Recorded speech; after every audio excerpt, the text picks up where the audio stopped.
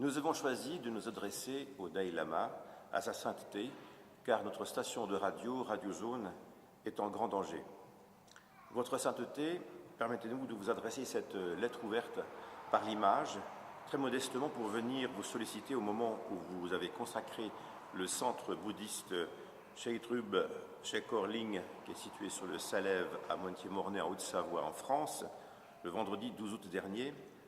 En effet, les généreux bienfaiteurs de ce centre, Madame Svetlana Kapusta et son époux Raphaël Jimalov, qui en ont acheté le terrain et les murs, ont aussi acquis une propriété voisine pour leur compte, où nous avons les appareils de diffusion et les antennes de notre station associative à but non lucratif qui existe depuis 30 ans, Radio Zone.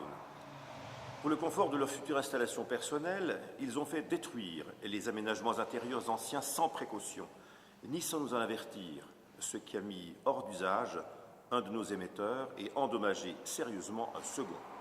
Ces démolitions et les travaux en cours empêchent la diffusion régulière de nos émissions de radio depuis 1 an, quand ils ne réduisent pas au silence.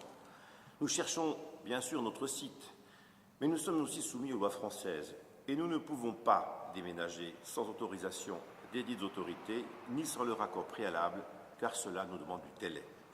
Notre association Terre Réfractaire existe depuis 1977 et Radio Zone depuis 30 ans. Nous défendons les droits des peuples et particulièrement ceux du peuple tibétain depuis toujours. Nous sommes en relation avec un millier d'associations et d'organisations non gouvernementales. Nous ne comprenons donc pas pourquoi les époux Jimalov, s'ils se montrent si généreux à l'endroit du centre, ne se comportent pas de façon plus ouverte aux nôtres. Le dialogue n'est malheureusement pas possible et nous devons maintenant aller en justice pour faire respecter nos droits.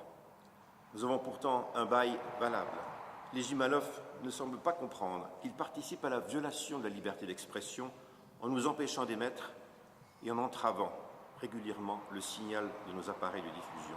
C'est toute une vie associative régionale en faveur des minorités, des défavorisés, des sans-abri, des sans-droits, des étrangers, des femmes et des enfants qui est mise en cause, de celles et ceux qui ont droit à la différence. Votre sainteté connaît la souffrance de son peuple depuis son exil de 1959. Elle sait le prix de la parole. Aussi nous en appelons à vous, très humblement, pour que puisse rapidement être trouvée une solution acceptable pour les deux parties.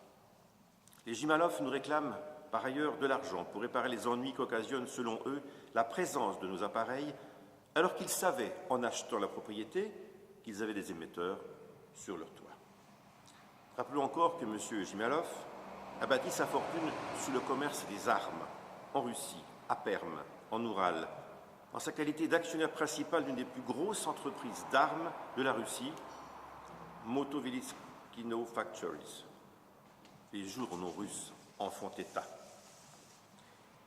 Il est député du parti du Premier ministre Poutine à la Douma, le Parlement russe, pour la zone autonome du Koryak, dans le Kamtchatka, où il y a 25 000 habitants pour un territoire de 350 000 km².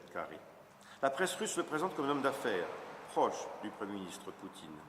Dans ses fonctions récentes, il était membre de l'Assemblée parlementaire de l'OTAN, particulièrement d'une commission des sciences et technologies sur la prolifération des technologies militaires. Et son site Internet le confirme. Les époux Jimalov ont acquis plusieurs propriétés foncières importantes dans la région genevoise depuis les dernières années et en France voisine, à travers aussi diverses sociétés. Ils ne sont donc pas dans le besoin. Tout cela est vérifiable dans les registres des bureaux officiels en Suisse et français. Notre association but non lucratif Terre Réfractaire existe depuis 34 ans. Elle a pour principale activité l'exploitation d'une fréquence, Radio Zone, et l'organisation d'actions socio-culturelles essentiellement avec des bénévoles. Pourquoi donc devrions-nous subir le diktat de l'argent de millionnaires qui offrent une façade de généreux donateurs pour un centre bouddhiste quand de l'autre, ils sont prêts à brider la liberté d'expression de toute une vie associative locale? Votre sainteté, nous en appelons à votre compréhension et à votre immense sagesse. Comment bâtir un centre spirituel tibétain avec autant de conflits et d'incompréhension à sa porte? Nous nous en remettons à vous et vous sommes particulièrement gré d'être attentifs à cette lettre. Bien sûr, nous restons à votre disposition pour toute information, pour vous rencontrer.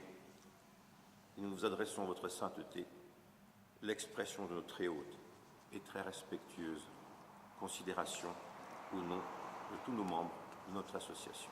Je vous remercie.